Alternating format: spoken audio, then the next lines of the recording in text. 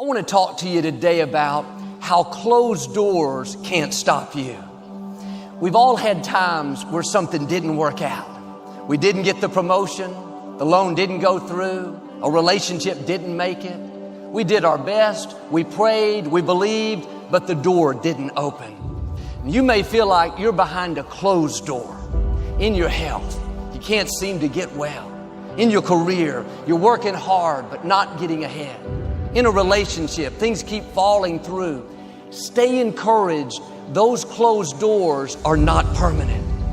The enemy doesn't control your doors. People don't control your doors. Fear, addiction, depression don't control your doors. Now, I believe you're about to see some doors that have been closed for a long time suddenly open. You can't explain it. You didn't see it coming, but suddenly your health improves. Suddenly you meet the right person. Suddenly your career takes off. What happened? The doorkeeper stepped in. Get ready for some open doors. Get ready to write a new chapter for your life. Get ready to live a life that will outlive you. Get ready to rob the cemetery of your gifts and talents and abilities. Get ready to be in a fight mode. Life is a fight for territory. And once you stop fighting for what you want, what you don't want will automatically take over. Stuff's going to happen to you. Things are coming after you right now. Tragedies, hard times, sickness, pain, all kinds of things are coming after you right now, including blessings, including opportunities. To make your dreams become reality. To no longer dream them, but walk in them. You can't. 90%. You can be good. You can be good. You can be great. But you still won't get it all. I'm telling you. But when you become phenomenal, there's nothing you can't have, nothing you can't do, nothing you can't be. And I believe that you're in this room right now. I believe that we're in the same space right now. I believe we're all in this place together. Listen to me. I believe that we're all in this place together because all of us hate average. None of us want to be good. And for those of us who've reached greatness, we have a desire to push past greatness and see what phenomenal looks like.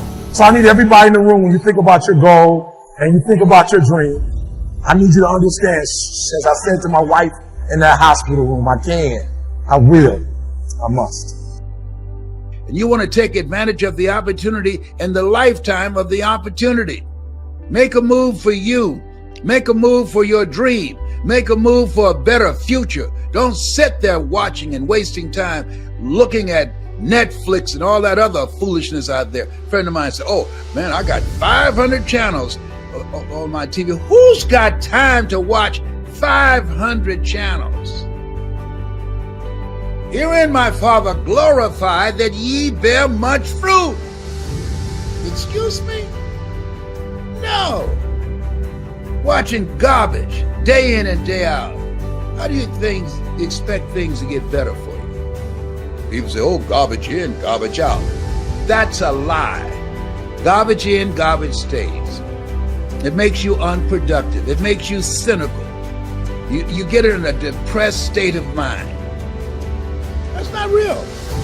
Garbage in, garbage stays, and it shows up in your attitude, in your behavior. It blurs your vision of what's possible for you. It's a distraction. My son John Leslie's right. People pay more attention to their distractions than their destiny. You have a destiny. There's something, there's a work, there's a greater work that you're supposed to do. These things ye shall do, and greater things shall you do. In fact, you are here to do the greater things. And if you don't know that, ask somebody. Watch people who are doing the greater work and get around them and learn from them. That's what time we're here. That's the purpose. Not here just to have a good time. Yeah, you can have a good time. I have a ball. I enjoy every day. When they come to see my ashes, they'll see me smiling from the ashes.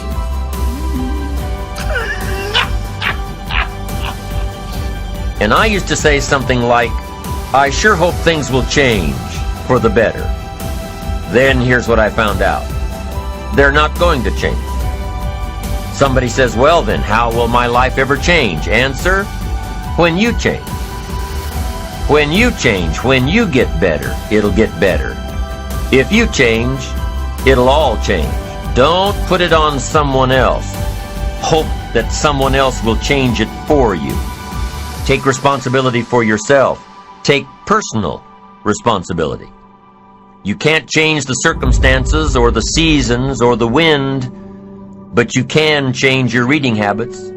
You can change whether or not you go for the skills, burn the midnight oil, turn yourself around, multiply your value by 2, 3, 5, 10. That you've got charge of.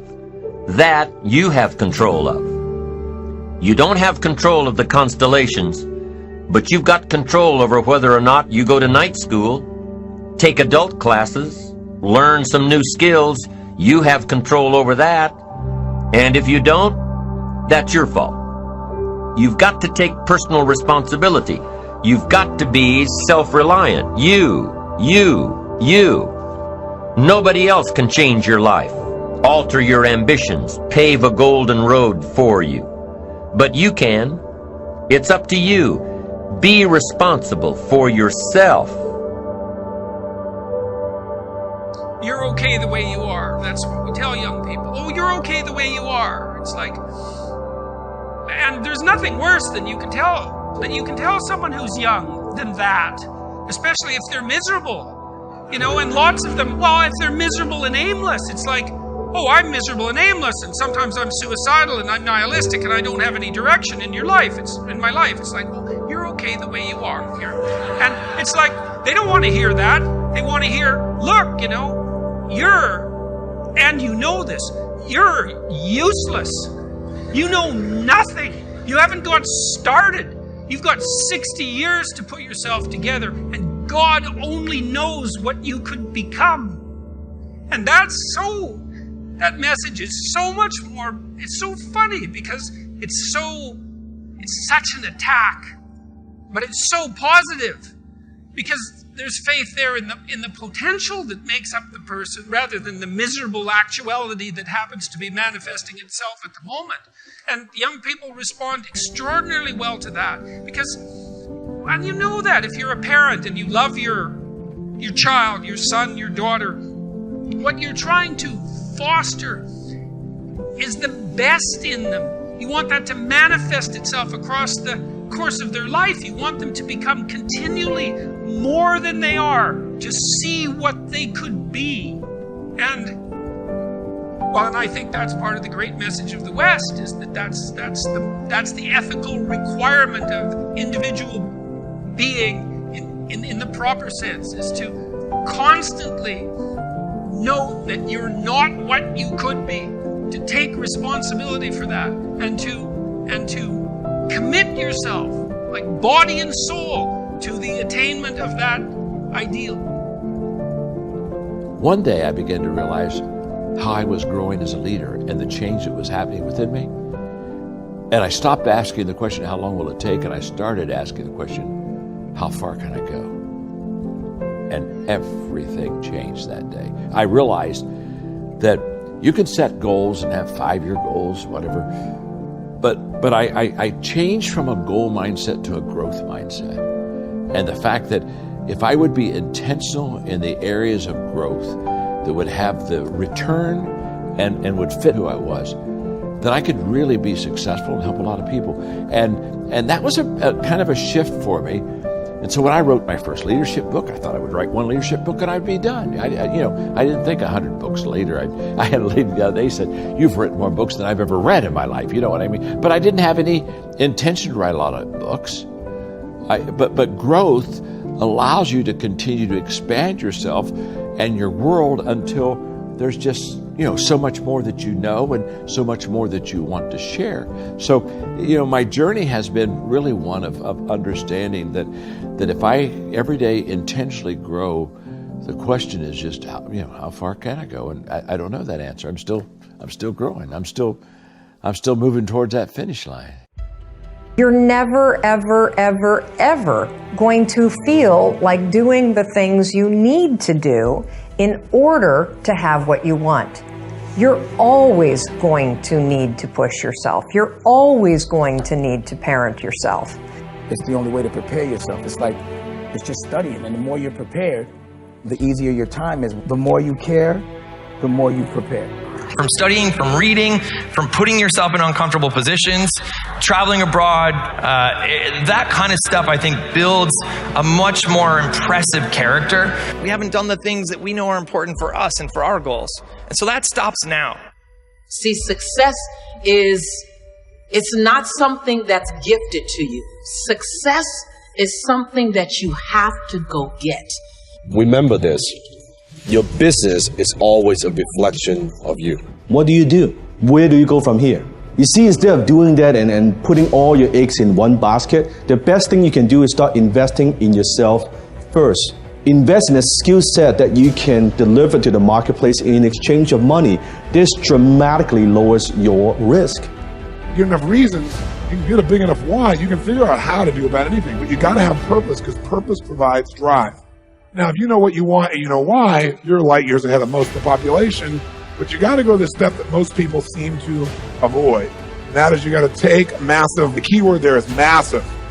Massive action can be a cure-all when you know what you're after and you know why you want it. What's the benefit of allowing fear to hold you back? What's the benefit of giving up on yourself, of not stepping out on life and taking life on? What is the benefit for you? What's the plus in that? It's not going to happen. You've got to ask yourself, how long am I going to allow this to hold me back? You focus on your vision, your mission, and long-term things that you want to do with your life. And eventually, you'll find enough people that want to run with you. And when we can find the people who believe what we believe, we're weirdly drawn to them because our very survival depends on it. We need it. And so the more you can give of yourself, the more you can give of what you believe, the more you can with discipline, say and believe, and do the things you actually believe, strange things start to happen. You know, that those who do the things that they're passionate about do better, but it's not helpful advice. And so the question is, where does passion come from? Passion is a result. Passion is an energy. Passion is the feeling you have when you're engaged in something that you love. Passion is the feeling you have that you would probably do this for free, you know, and you can't believe somebody pays you to do it. So start practicing using programs for your mind. They can change our lives. What idea are you sitting on? Write your ideas down. And then, once you get that idea, take the leap.